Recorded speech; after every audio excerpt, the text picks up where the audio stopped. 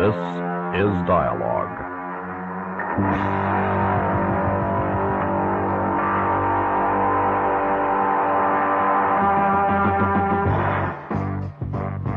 Dialogue, a presentation of the Public Affairs and Special Events Department of KLRB News.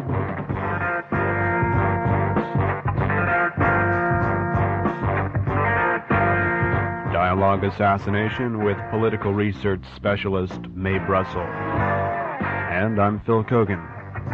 Welcome, Mae, to another show in a never-ending series of programs. I hope they keep going. You think they'll keep going?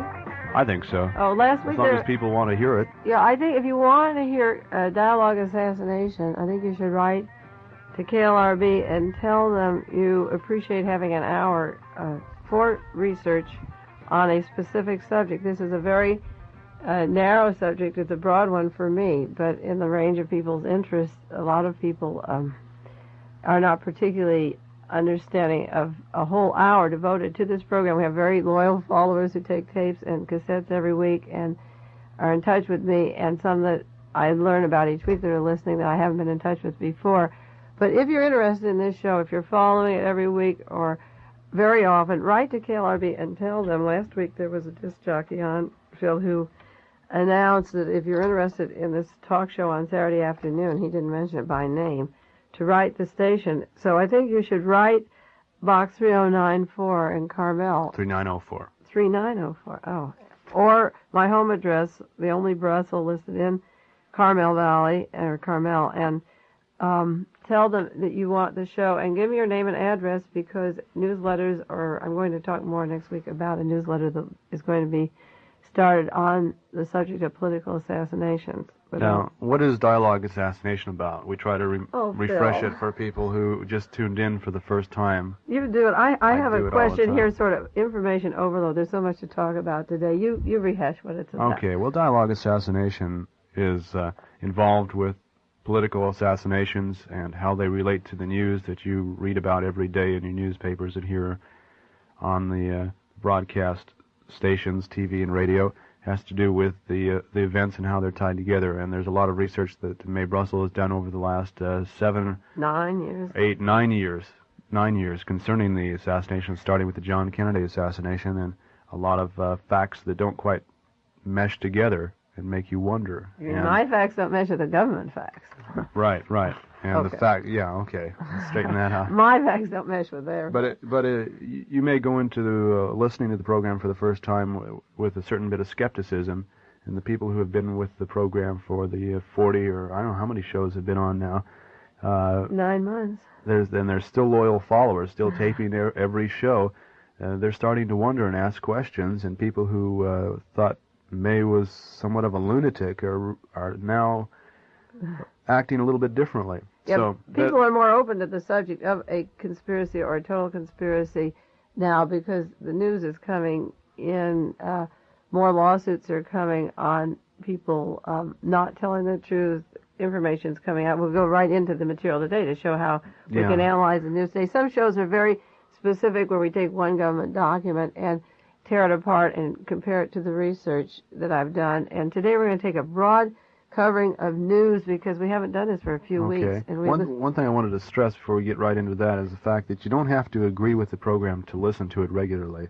If you just think about what Mae says and ask some intelligent questions and approach it with an open mind, I think that's all that Mae or anybody else could ask of you. Or if you have a disagreement, I'd appreciate your writing it. We've done talk shows a lot of times. I've been on KIDD, and we did it, call shows here at the station. Write a letter with a question, and I'll call your home and answer your question. And you may not like what I say. This is what I always repeat. You may not like what I say, but until you have access to the information, which I'm willing to share with you, you have no right to disagree. I'll show you where you can find out for yourself, and then you come to your conclusion and say, no, I've read that, and I don't reinterpret it that way at all. But I want you to look at it yourself first, and then form an opinion, and not before you examine it. Okay, now let's get right into it today. This is income tax time. Everyone's going to send in their little envelope by Monday and to the Internal Revenue. I have filed my income tax, and I had to enclose a check. And with the check, down below at the bottom of your tax form, there is a little box where you can ask for a refund if you want it, and you put an X. And I have marked the X that I want a refund, and I've written and enclosed a letter for the Director of Internal Revenue. And I'm going to share it with you, the gist of this letter, because there is a group out in Salinas and Greenfield and group in Carmel, Monterey, that are withholding part of their taxes for various reasons. And they object to the war in Vietnam or the amount of money going into the prison correctional system that's abused. My particular reason for wanting a refund on my tax money is that the government was overthrown in 1963, and that a share of my taxes goes to keep the National Archives locked up.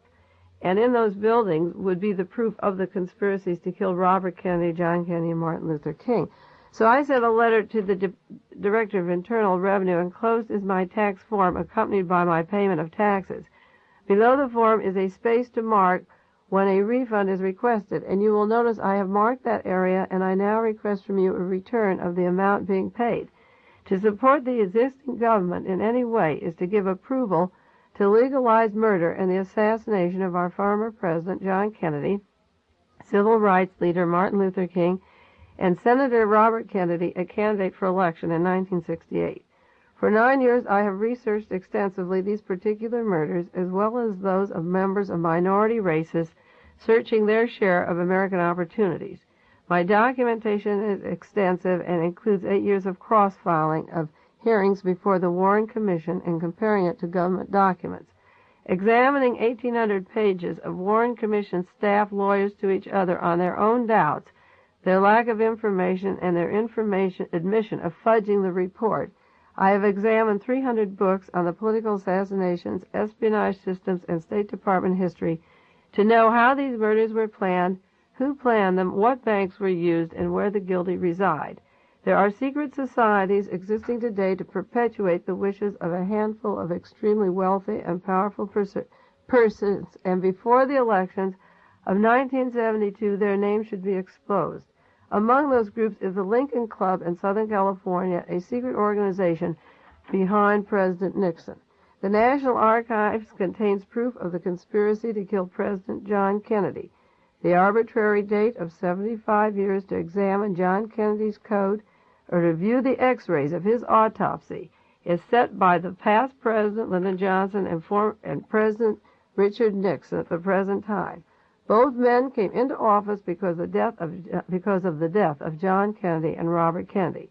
I am familiar with the dirty games the Internal Revenue plays in the scheme of things. Therefore, I am not appealing to your reason in the matter.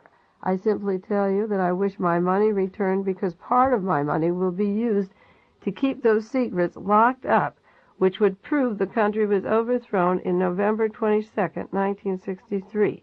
The taxpayers pay between $60 million and $80 million each year for a classification system which is only necessary to conceal from citizens what is really taking place. The Freedom of Information Act means little to the Internal Revenue. In tested cases, they have already turned it around and kept information concealed. Thank you very much, Mae Brussell. Now that is the gist of the tax. You expect a visit from an IRS agent I expect shortly? No, I expect that they will turn down, they will not refund my tax, and then I will place a suit against them. They have 4 months to answer, to either not answer or to turn me down, and then I can place a suit against the federal government, in which I will throw all of my research and documentation and the reasons why. I have articles and proof that it costs between $60 and $80 million a year to keep the National Archives going. And I have a list of what is in the National Archives that pertains to my particular 9 years research. And as a citizen of the United States, I'm not going to pay the keeper to lock up the answers to my research. I know what's there and the proof that the government was overthrown. Now, if anybody else that's listening, is turning in their taxes, wants to put an X on a refund and join my class action or suit or join in with me, they're welcome to do it. You can think about it if you have the courage. There are a lot of people complaining about taxes. There aren't many people that have the courage, and there's a lot of people that say, well, I haven't done the research you've done, so I don't know enough about it. But if you just take the autopsy x-rays of John Kennedy that weren't developed and ask why one man can decide who sees those x-rays, like Dr. Latimer went in the National Archives a month ago and said, I was selected by Burt Marshall, an attorney for IBM, to see those x-rays. And Dr. Latimer was a urologist. He was a urologist. He saw the x-rays, and by seeing the x-rays, he said Oswald did it alone. Maybe you should explain what a urologist is and what a person who examines x-rays is called. Well, should I make some jokes about it? No. Yeah. Okay. Maybe he went in there to piss on the x-rays, and who knows what he did in there. I don't know. He looked at the x-rays of John Kennedy, and he said, Oswald did it alone. There's no medical doctor licensed in the world that can look at an x-ray of a body and tell you who shot a gun. That's impossible. All he was supposed to say is where the holes were and how many. And the very proof that he came out with this answer shows what the intentions were of having them there. But the big problem is who selects the man that gets the front page of the New York Times and CBS and NBC and all the media to proclaim the gospel truth again. Now, last night did you see Channel 2 on television? They're doing a series called The 60s, a year of the 60s. No, I didn't. They're carrying a whole series on what happened through the years of the turbulent 60s. And TV Guide wrote it up as we're describing the year 1966. Last night they were on, this was Wednesday night. They were on doing 1966, and they were going to prove that Oswald did it alone, that he killed John Kennedy alone.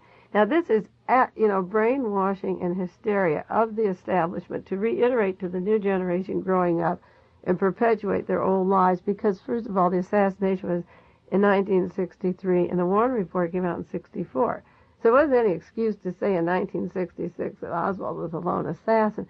But the way the show began, it starts off with scenes of violence and TV, and people were screaming and yelling, and children home watching the television were watching women being strangled, in front of the screen while their mothers were out, supposedly, and the American mind was being formed with violence. Then they switched to the tower in Texas where the Whitman boy gunned down 34 students, and he went berserk, and they had this gunning on that camera. Then the camera switches to the Boston Strangler, and he's being taken off. And the law enforcement man is saying, well, a lot of nurses will sleep better tonight now that he's locked up. Then they go to Chicago with the Speck boy, and they speak about the one nurse that got away, but 9 were strangled and tied by the neck. Then there's a cut to Illinois where Congressman Percy is talking about his daughter, and his wife is saying how the child was in her room and she was murdered in her sleep.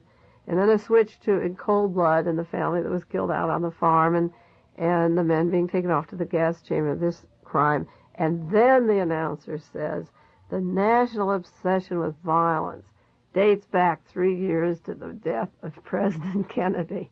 See, TV Guide is going to say 66 has to do, with the Warren Commission being right. But they have to throw it back to President Kennedy. And then the commission, Mark Lane got up and gave a brief speech about the assassination, and Marguerite Oswald spoke about her son working for the State Department and the Navy and getting his passport while he was in the Marines to go to the Soviet Union. He was sent by the State Department. But then a member of the government said America would be very upset if there was no conspiracy, that we create in our heads a need. We have to satisfy a basic need we all have towards violence, and that we look for conspiracies because we're so fed with violence that we have to create intrigue and stories. There isn't enough going for us on a day-to-day basis that we have to feed our minds with these demented views of conspiracies. And he went on to say that Americans reject the ordinary to find refuge in the extraordinary, and that if we had another investigation, the critics would never be satisfied because they said it wouldn't serve them that the same government is investigating the second time around that investigated the first time around. Well, that may be a good, valid reason for not having another investigation. If the same people do it, the critics aren't going to be satisfied. Of course they're not.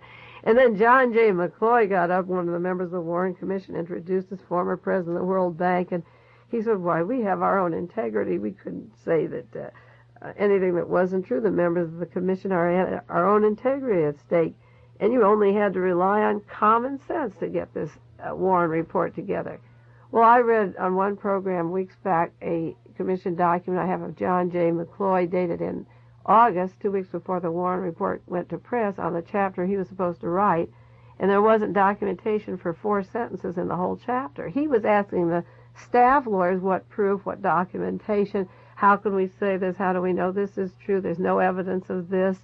How can we get away with that? John J. McCloy is chewing out the people who are going to write his chapter that he's going to put his name on just before they go to press, that nothing that they're saying has any basis in fact. And then he's on the television last night saying you just had to use common sense to write the Warren Report. And then he went on to say, yeah, you like that? I guess he assumes that people forgot. And where does this, did this ever get into print, what McCloy, you say, said about the Warren Report? No, I'm going to we're going to talk at length on another program about a newsletter that's being in the forming stages now, and we will print these documents of John J.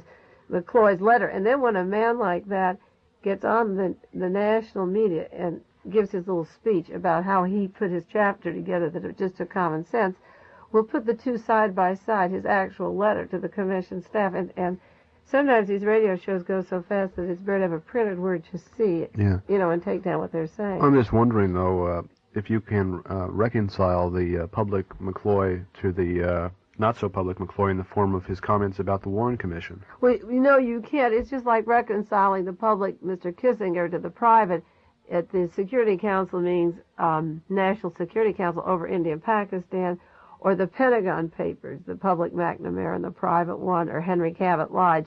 There is a big discrepancy, or the ITT situation going on. What we're going into is the age of truth. It may be the age of Aquarius, it may be the age of truth. And we're going to publicly expose the two versions of each person. That's what I'm going to try and do. I do this every week. I try on the radio show.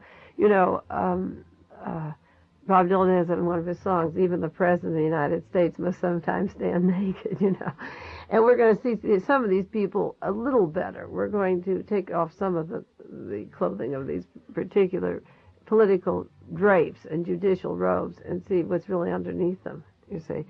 The program ended by saying that Oswald died by the gun, and with him the full story of the president's death may never be told. Well, they have a very final sanctimonious thing about this section on violence on the 60s. It was played, but the point is this: Jack Ruby, he was alive, and there was more to be told that Jack Ruby knew about Oswald. He killed Oswald, and the story didn't die when Oswald died, and it didn't die when Ruby died, because the investigation still continues all over the nation, and we'll get to the truth. It isn't difficult, and we'll just stay with it every day. I have to bring in, there are so many headlines this week that I really don't know where to start. And that IT&T thing fascinates me. Are we going to be talking about that at all? Or I should say, are you going to? I'm going to be asking questions. I'm not going to talk about it today, except the fact that it's very important that Mr. Nixon, President Nixon, has not allowed his White House aides, Mr. Flanagan or other aides, to testify before the Senate Investigating Committee on the ITT. And the Senate Investigating Committee has said that they therefore will probably turn down the nomination of Mr. Kleindienst this week, that he, if the president wants to make his nominee for Attorney General a sacrificial lamb on the altar of executive privilege, that will be his responsibility, Senator Irving said. Now, I as a newsman really found that interesting, because what the president did is he used his what's called executive privilege to keep his aides from having to testify before a Senate committee. Yeah, that's sort of like the people say when you take the Fifth Amendment. In a way, it's incriminating yourself, because even though you're refusing not to testify because it might incriminate you. It means you're involved. It's an implication. It implies that you're guilty. Well, just like the shredding machine. To hide. That's right. The shredding machine. It's the same thing. We see when Richard Nixon reconstructed the whole CIA and moved Richard Helms right under the White House. Everybody who's under the umbrella cloak of the White House never has to testify. If I'm saying that the CIA and the FBI were on these political assassinations and these men are called, they don't have to testify. It's the cloak. It's the cloak of the president. Now do you know how that cloak was established? I haven't gone into the history of that cloak, but every week I am coming into new channels of information because it all is fitting together. But this is a very serious problem, and as important as anything we can say in terms of dialogue assassination. It's almost like having a national archives every day for current events. Well, sure. See, the president to hide behind. The president should have no immunity. He has to account to the people. and nobody that he hires. Like Flanagan. Flanagan set up the contact with the man who gave the information to call off the settlement of the ITT thing.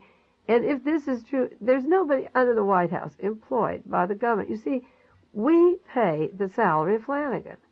Your taxes pay the salary of Flanagan. When I came in this morning, somebody, a nurse in town, was objecting to her high rate of taxes, living a very Spartan life and just making it with nothing going outside the minimal requirements of existence. And I said, well, join my suit. The taxes are paying these men to keep these secrets and to classify them.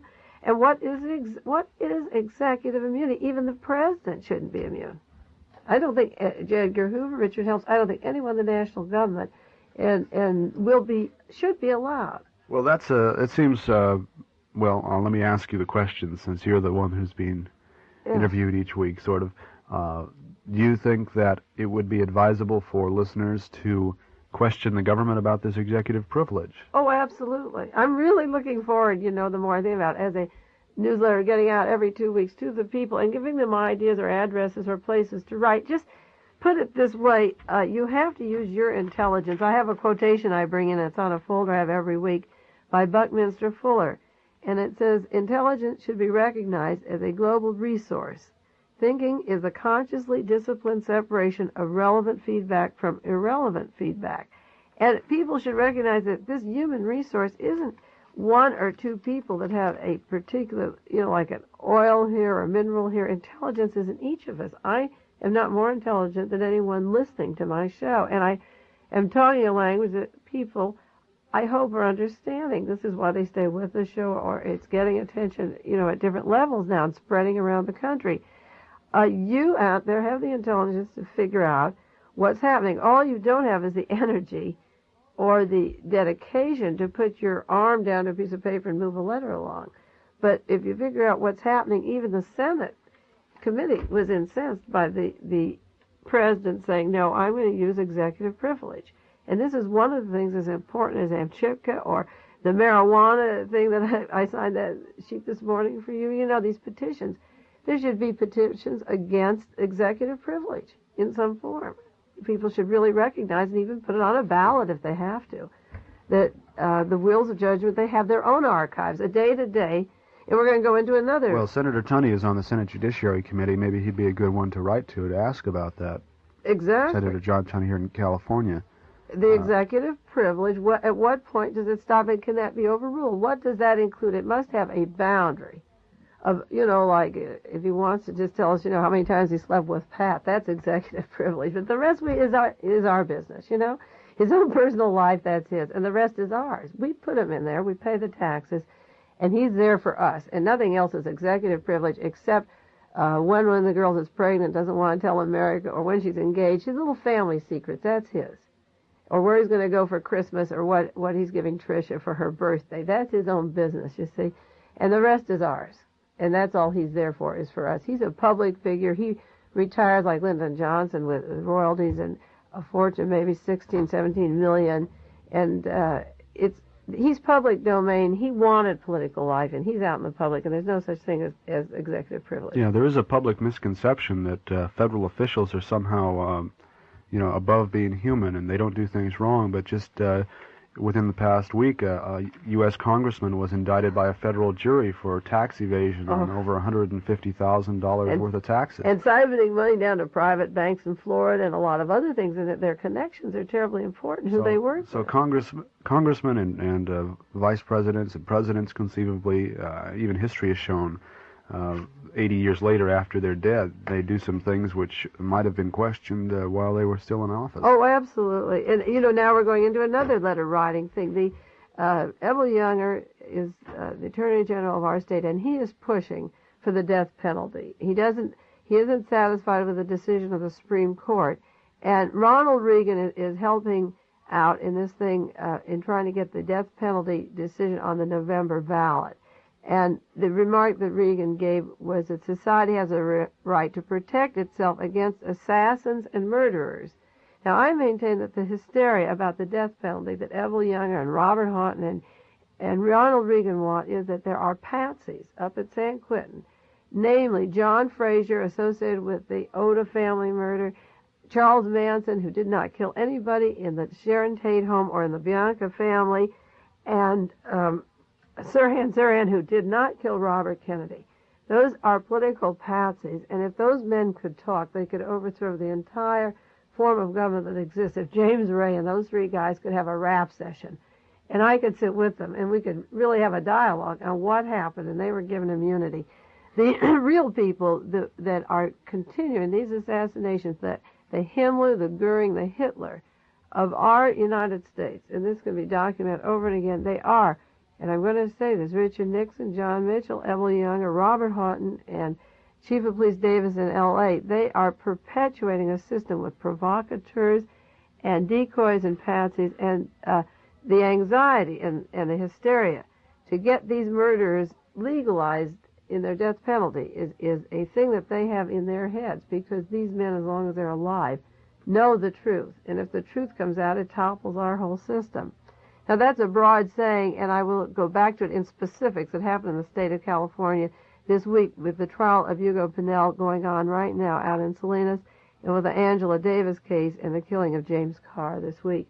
And go back to Evelle Younger and the state of California as a branch of a conspiratorial system. But before we go into that, there's one other thing. We did a show, the first of its kind in radio broadcasting, I believe, on when the death threat was exposed to kill Cesar Chavez. I did one whole hour tape on KLRB on who would kill Chavez, how it would be done by the help of the federal government, the assistance. It wouldn't be a low-level farmer plan. It was a large plan that Chavez would go into the category of political assassinations like Walter Reuther and Yablonsky, and the killing of Yablonsky was never examined properly, of Joseph Yablonsky. And in the news this week, there's several people that are going to trial for the conspiracy to kill, and there's a woman who's turning state's evidence on her father, who was the employee of the United Mine Workers. Now, the FBI has arrested this week they called a middle echelon United Mine Worker official on federal conspiracy charges. But the middle echelon goes higher and higher and higher and higher. And this is the way our political thing would work. If we took our patsies, we'd take them all the way up to the White House. So this man has turned evidence against her father. She's going to not get the death penalty. And she says the alleged conspiracy goes much higher. Why do I charge the federal government with these crimes? Because the FBI, if I could figure out how high it goes sitting in Carmel Valley and make a radio show on some of these things, certainly a year later the FBI could have found, a year before the FBI could have found it out. It stands to reason that a lot of the stuff that I put together, just with the limited access and not traveling around the country and no private investigator working for me of any kind, if I can put this together, the FBI could have, and if they don't, there's a conspiracy to cover it up. And that is a conspiracy to keep the truth. So now that the girls turned state's evidence, the FBI has to do something, but they wouldn't do it until then. Because Yablonsky feared for his life. He feared the man who succeeded him as president of the United Mine Workers, Tony Boyle. He mentioned Tony Boyle in his lifetime. And when the men were paid to kill the Yablonsky family, they said a man named Tony hired us. In the news media, the Associated Press, United Press, the FBI said no link between that Tony and the Tony that is the president of the United Mine Workers. Well, there may not be a link, but there may be, you see. And if they don't go into it, if this woman didn't talk about her own father because she's saving her own life and maybe her father's, the FBI wouldn't have made the rest. So this week we find the conspiracy, the source in the newspaper said this week, the conspiracy doesn't end here. It goes much higher, and we expect more important developments soon. Sources said the indictment charging Prater was based on a statement given to the FBI earlier this month by Annette Gilley. William Jackson Prater was arrested in Lake City, Tennessee, for conspiring to interfere with the rights of the union members. But it goes beyond him even, you see. It's going to go even higher. And this particular woman Mrs. Gilley, sat with her father, and he's 63 years old, a retired coal miner from La Follette, a former president of the United Mine Workers local district. And he's been charged with murder and conspiracy, and now it's going higher than him. It's going to keep going. Okay, we will continue with Dialog Assassination after we identify the station. This is KLRB Carmel, Stereo 101.7, serving you 24 hours a day.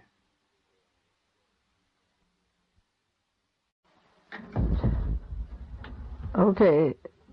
Now, Phil, in addition to researching at an academic level what happened in the past political assassinations, and we say each week how it affects today's news, if all of this research that I've done for 9 years could save one life, hopefully many lives, but if it saves one life, it will be worth it to have felt that I accomplished that much in my lifetime. And I'm going to take time now. We're going up to the killing up in San Jose of James Carr this last week, and I'm going to take about 5 minutes now to talk about Hugo Pinell, who's on trial in Salinas, because I don't want him killed. And if the Department of Corrections knows that people are onto their methods and systems, and we can publicly discuss what's happening to Pinell out there, maybe they'll cool down on their attack on him. Pinell has been in the prison system for 1965 and went in originally with a charge of rape that went from 3 years to life. He's the one person out at the prison who has been admired by the black, the brown, and the white, and he's very strong in cooling racial dissension. And the prison administration do not appreciate his handling, being able to handle these various people in the way that he does. He has a talent for doing that. He's known widely for a long time that he's beaten continuously at the Department of Corrections. That more than any other prisoner, he's beaten by the guards. That's pretty this can be statement. documented by people who go in and out of the prison system, and the information I get is from somebody that has worked closely with the prison system, so closely that when the original shootout came, the intention to kill George Jackson, which failed the first time, she was aware of it, and people that work with her are aware of it. I have sources of information from people working at Soledad that he has been beaten continuously more than any other prisoner. He's well, if people know about it, why has it been They continuing? don't know about it. This is why I'm using the information. Okay. It's hard to get access to the people about this. If they want to know about his beatings, go out to Salinas now. And at the court yesterday, he showed the welts and sores and marks where the guards had beat him up this week, and showed it to the jury. He's one of the San Quentin Six that is flown up every week for the hearings, the shootout, the breakout where George Jackson was killed in San Quentin. He was up there at the time, and he's on trial down here for killing a guard. He's at the Adjustment Center at Soledad. His trial's going on right now, and you can attend it at the courthouse in Salinas. He appears every Friday for hearings in Marin County. This is the second week of his trial where he's charged with the death of correctional officer McCarthy. The trouble is that the Soledad brothers were acquitted of the charge of killing a guard at the correction centers just this last month. But Pinell isn't getting the publicity. Even the Monterey Herald doesn't have a reporter out there. You might go out there and cover a news story of this trial, Phil, and just get an eye-opener of what's happening. The Monterey Herald isn't even sending a reporter out to cover this. It's not in the papers every day. So that I'm using my radio time very gladly to tell people about Pinell before we get up to... We're going to talk about a death that could happen and then one that happened in San Jose this week. And they are related to the same system that's coming down. 3 witnesses heard yesterday in the correction systems. 3 different witnesses testified in the trial that they heard in the Department of Corrections that they're going to get Pinell. They're going to kill him, just like there was talk of getting Jackson. And verified witnesses would hear all along that they're going to kill Jackson. They're going to kill him. Well, Tuesday, 3 officers from the Correction Department attacked Pinell in the Adjustment Center. The name of one of them was Kaiser, the other was Sergeant Danner. And the head of the Adjustment Center, Mr. McKendrick, and the associate, Mr. Morris, supervised while 3 officers beat up Hugo Pinell in the Department of Correction Center. And he went to court. He was badly beaten, and when he went to court Wednesday, he showed the jury his welts and beatings across his chest. Now, Mr. Reinhardt is a guard from the Soledad Correctional Center who escorts Hugo Pinell to the courtroom. And during the recess of the court on Wednesday, he moved to Pinell and offered him and said, "Hey, man, I want to slip you a gun so you can liberate yourself." This is similar to the George Jackson shootout kind of thing, and Pinell refused. And then the guard was heard to say, "I'd give anything to see this gun unloaded. I'd like to see your brains blown out," he said to Pinell. And Pinell wouldn't fall for the trap. And Pinnell went into the court after the recess and told the people around and his family in the front row what took place, that he was offered a gun, for this shootout. There was a book review of George Jackson's new book, Blood in My Eye. It's a review by a man named Bob Barber. And I'm going to read three paragraphs from the book review of George Jackson and bring it back to the Pinnell case. It said, Soledad Brother, the first book that George Jackson wrote, sold over 300,000 copies and established George as a leading theoretician and strategist of the American radical movement. He was considered such a threat to the California prison system that black prisoners who gave him the raised fist salute were thrown into the hole for isolation. Blood in My Eye, his new book, confirms the theory that the state of California had more to lose in allowing George to continue to act and write than it did from the repercussions which resulted from the killing of him. This is in the book review. Where did this review appear? This came out for the L.A. News Advocate. And there are many people onto the fact that the California prison system did kill George Jackson, and they had more to lose in allowing him to write than they did from killing him. Another paragraph of the book review says, in recognizing that many segments of the left are unwilling or unable to join the People's Army, Jackson called for a struggle based on participation from each according to his ability. Each partisan outside the vanguard element should work at radicalizing in the area of their natural environment, the places where they pursue their normal lives. End quote. I think in that term that what I'm doing or what you're doing with this broadcast, what people could do is take from their own lives, go out in your natural environment, go to the trial at Pinnell and see him and see the welts and see how the guards are treating him at this trial and how they're offering him a gun to have a shootout, which guarantees his own death, marks the parallels to the George Jackson thing, mumbling about wanting to kill him because he wouldn't accept the weapon. You see, the book review has one more paragraph. As theoretician, writer, and tactical leader, George Jackson has taken his place with Malcolm X and Elridge Cleaver as a key figure in the political growth of the new revolutionary movement in America. That so many whites can trace their politicization through Malcolm's autobiography to Soul on Ice to the Soledad Brothers indicates the movement draws inspiration from the lives and writings of the blacks. Now, this particular point that I want to mention is Pinnell was known among the Mexican-American, the white, and the black as being cohesive and bringing them together. And part of our system is to split these people into groups. They don't want this cohesiveness, and they don't want these superior minds that are evolving in spite of oppression and prison system telling the outside world what life is really like. They're becoming like Gandhi after his time in jail and Martin Luther King in a combination of political experience and genius and deep-seated religion and care of brotherhood. The message is very strong, and it's coming across to all people. And too many messages are going to topple a system that can't handle this kind of intelligence, this human intelligence, a resource we're talking about, that each one has. And the system comes down on these people. Now, there was a tight order of the judge in San Jose on the news. So tight that not even our fellow newsmen were able to find out anything about it. Anything about what's happening at the trial of Angela Davis. And the reason the muzzle comes down so tight is Angela Davis's trial was moved to San Jose, and she said she wouldn't have a fair trial in almost any city of America, and it would be hard to find one in California.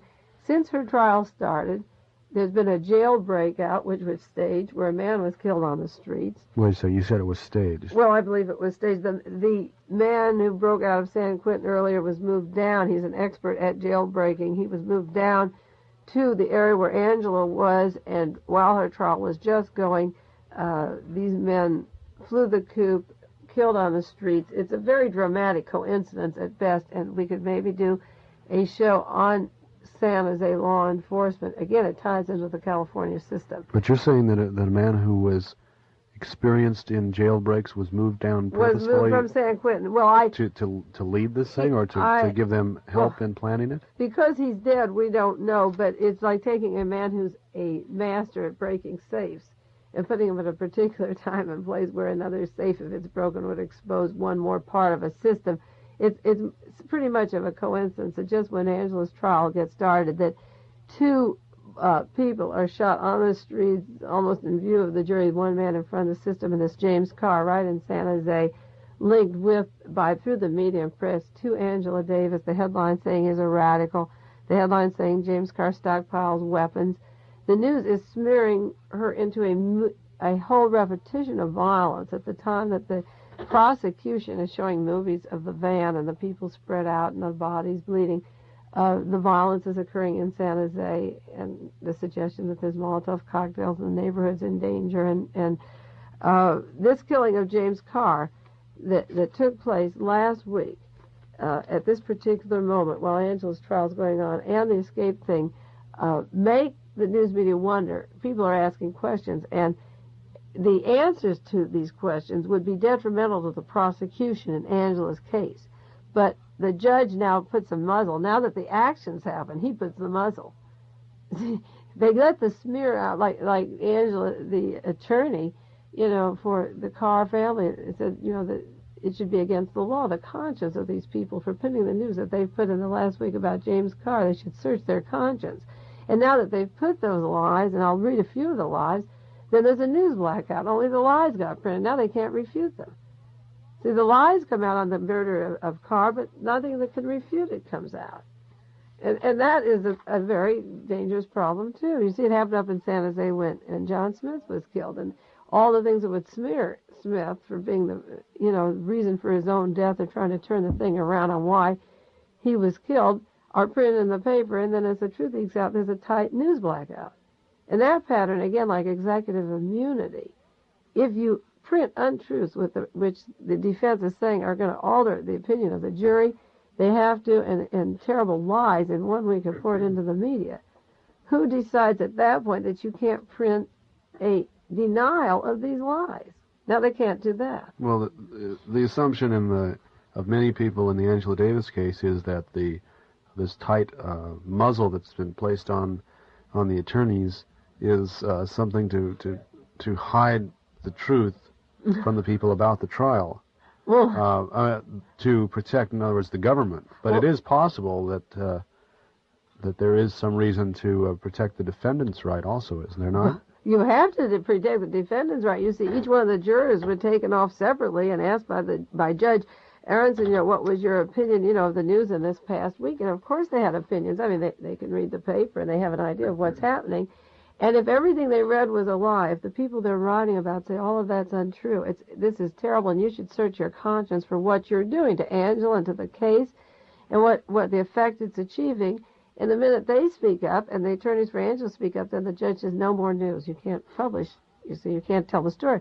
Well, April the 6th, James Carr was shot and killed in San Jose. And Carr was a close friend and former cellmate of George Jackson.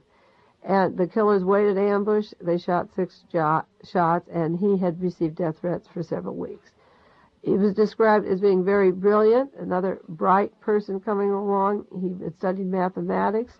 He was a good husband, a father, married, living with his family. Last year, he was at the University of Santa Cruz.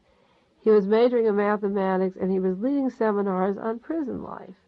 Well, there's certain people that don't want you knowing what happened in prison life. I'm going to get off from Carmen that a record of Ronald Reagan's veto in California. It's described Ronald Reagan vetoes California back to the Stone Age. But he has vetoed a bill that was introduced to get into the prison system to study the state prisons. And he vetoed the bill by Legislature Murphy on the grounds it was to get in prison reform. And the governor based his veto on the ground that state prisons already have an effective procedure. Well, it can't be an effective procedure. All these cases that are going to go to trial are going to be overturned. You have political patsies. You have staged murders. You have perfectly brilliant, literate people writing about the system. The deal for an ombudsman was turned down last year, and in the paper this week there was a plea It's going up to the Assembly again. Frank Murphy, Jr. of Santa Cruz is putting before the Assembly a plea for an ombudsman to get into the state of California prison system. And Governor Reagan said we have a perfectly adequate system. And he says that prisoners have to learn. This is what Reagan, they said that prisoners have to learn to handle their grievances within the system, just as they will have to do on the outside. Well, the prison staff is run by ex-military that have come home from Vietnam or served the services. And the outside of a sensitive prisoner wouldn't have to rub elbows with military if they didn't want. They're impersonal. The outside is a personal life. In the prison system, they have a drug traffic and a homosexual problem forced upon married men and men that weren't drugged before they got in there. And they have isolation and hole as punishment. When they get out, they don't live in a room locked up in a hole with no light or food or contact or toilets or bath. The outside isn't like the inside. They're not living a life inside that they're adjusting to the outside. So the ombudsman thing has to go through. But when a man like James Carr is studying and having seminars, intelligent discussion on prison life, you can see why he's a danger to the existing system. Now, Carr was an admirer of George Jackson, Huey Newton. He shared a cell with George. He said he started me reading. He taught me basic grammar, basic math.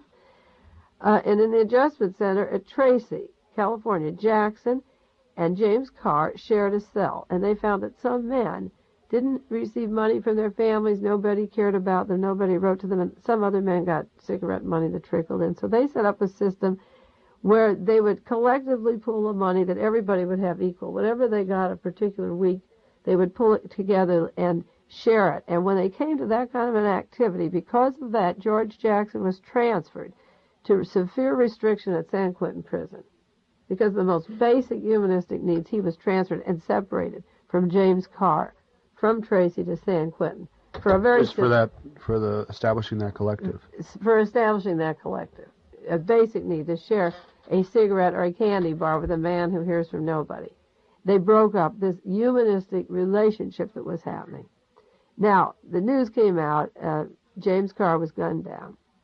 And you said that the press rebroadcast, reprinted lies. Well, I'm going to give you 5 lies, and then we'll go back to the news blackout. One of the lies was that Richard Hodges, the attorney for James Carr, gave an interview that said some people thought Carr was a CIA, others thought he was a radical, and I can think of a lot of reasons why someone would want to kill him. Hodges is incensed. He didn't say his client. He isn't throwing out, of course Carr was killed. A lot of people wanted him. He didn't say that at all. I'm sure the attorney, Richard Hodges, has a pretty good idea of why James Carr was killed, and he didn't say this at all. The second statement in the press was Angela Davis stayed at the home of Carr's mother-in-law, Mrs. Hammer. When she got out of jail and had her bail, she lived at that home. This is untrue. She doesn't know James Carr. Angela Davis does not even know James Carr. George Jackson knew James Carr. Jonathan Jackson may have used Mrs. Hammer's car. Angela Davis did not know James Carr. But it's still possible she could have stayed there. She didn't stay there. You see, this is at the time Angela's trial is going out, and the headlines are saying weapons found in the roof of his home, radical is shot, and it's sort of a repetition of a potential shootout that this dangerous member of our society, an ex-convict, is found with all these weapons. They emphasized, when I talk about the intellectual side, that wasn't played up. I had to get that in the small print. The headline scared the other print, you see.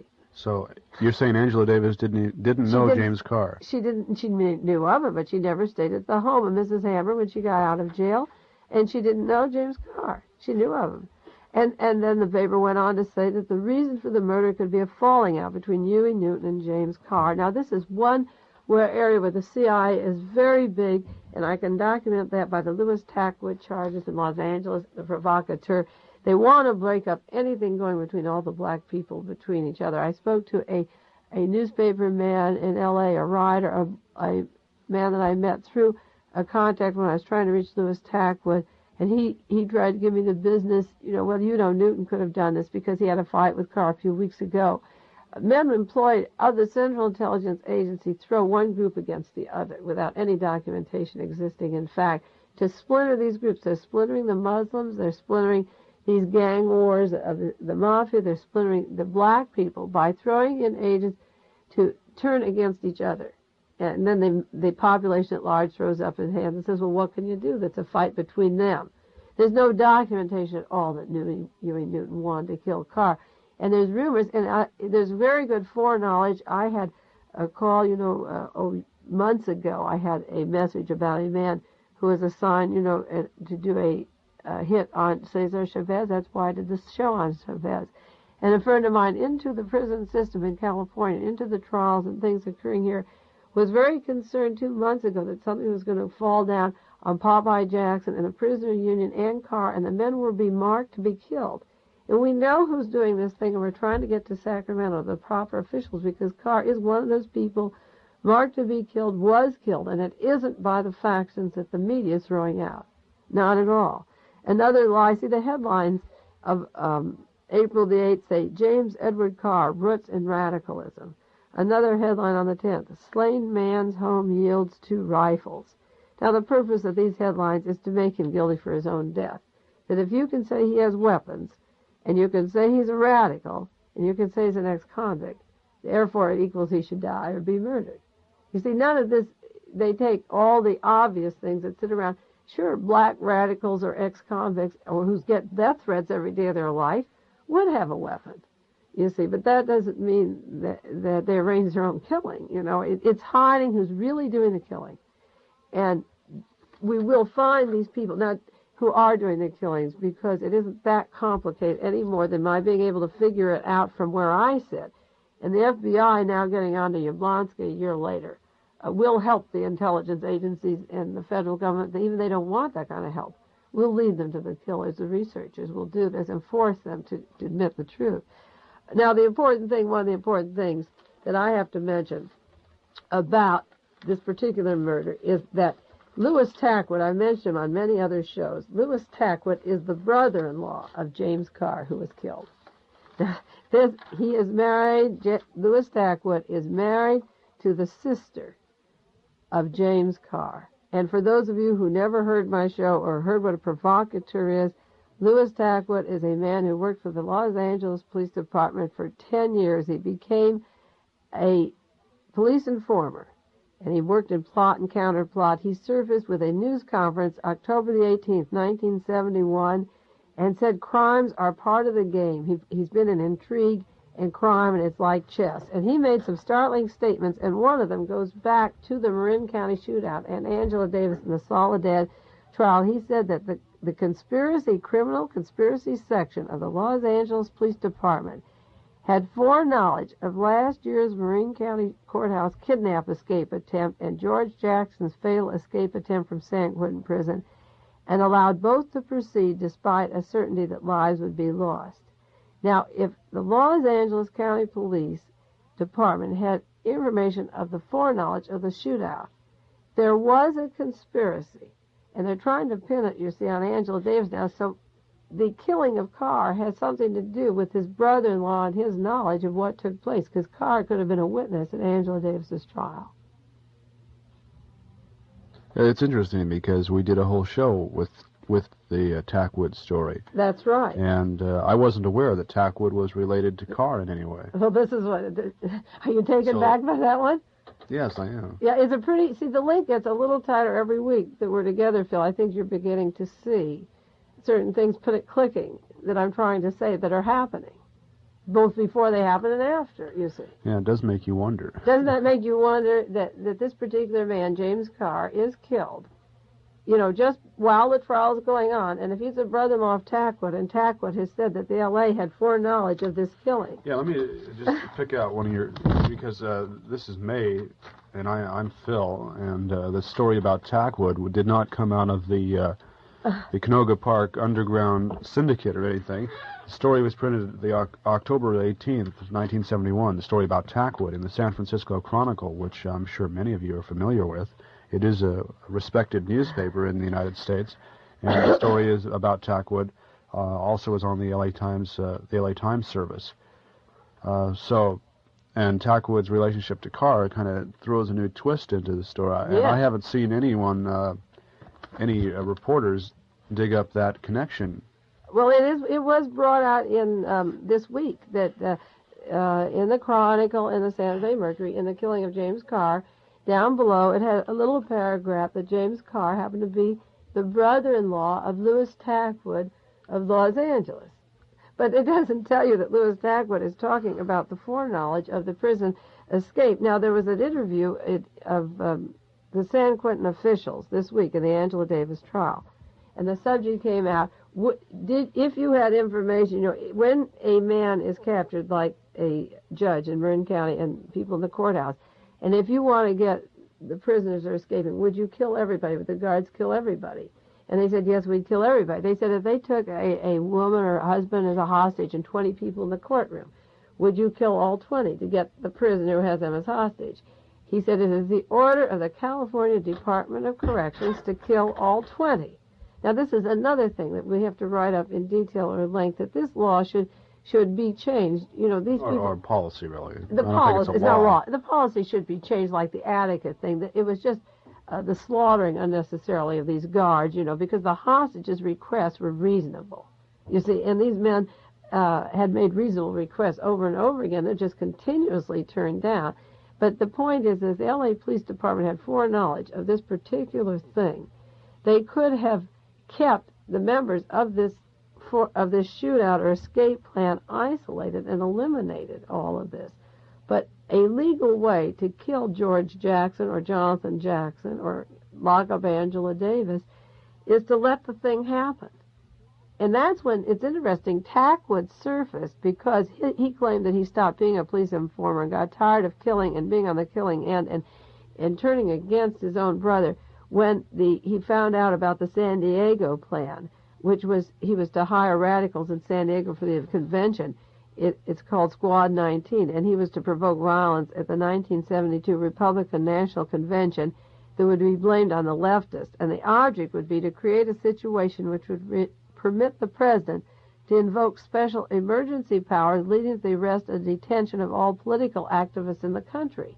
And Tackwood said, I surfaced because of this, but it could be that he surfaced because he had foreknowledge, he said he did, of the Marin shootout.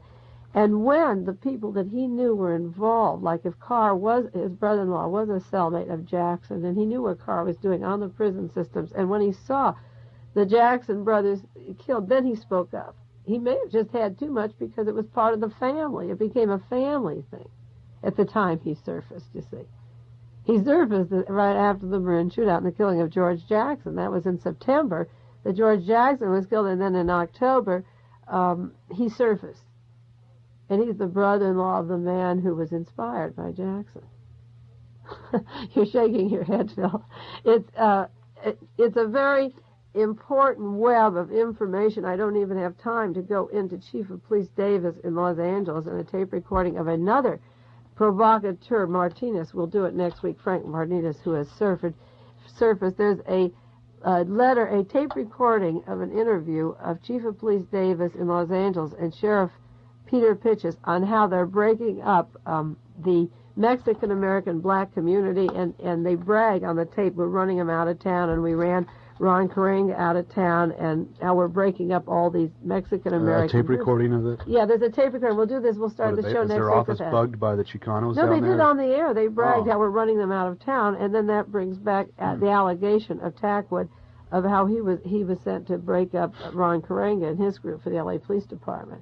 So we've done a lot on provocateurs, and time is running out. I want to talk about the plea McKissick is making for the reversal of the Sirhan case. He was very noble this week. Yeah, we have just a couple minutes. Yeah. Well, I want to, it's a shame to stop now, but the hour's running out, because the state, let me wind it up in a summary. There is a national conspiracy that existed to kill the person elected to represent the majority in 1960. That was President John Kennedy.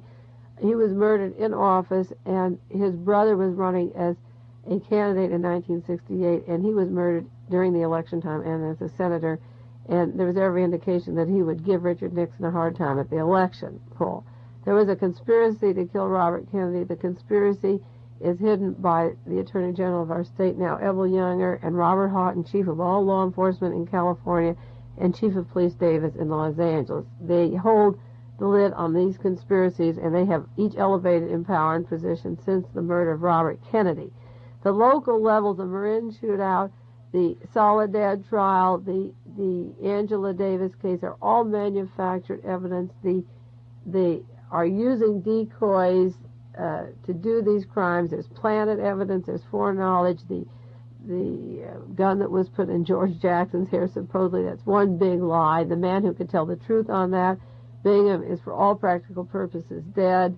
The lawyer's dead, just like Jack Ruby's dead, or Lee Harvey Oswald's dead. And this week we saw the death of one other man, James Carr, and the blood is on our hands, yours and mine, every day that we don't do something. We can do a lot this week. You can write to the congressman, the assemblyman in Sacramento on the ombudsman thing before the prison. You can push that through, and you can, if the ballot gets on the death penalty, work night and day to get that turned away. Write to Frank Murphy in Santa Cruz that you want someone to examine the California prison system. If anybody goes into the California prison system and really examines it, they will find that my work on the presidential conspiracies is accurate, and that Sirhan and these people should have a right to tell what happened. The prison system is isolating them from the truth. Okay, for the past hour you've been listening to Dialog Assassination with political research specialist Mae Brussell. I'm Phil Kogan.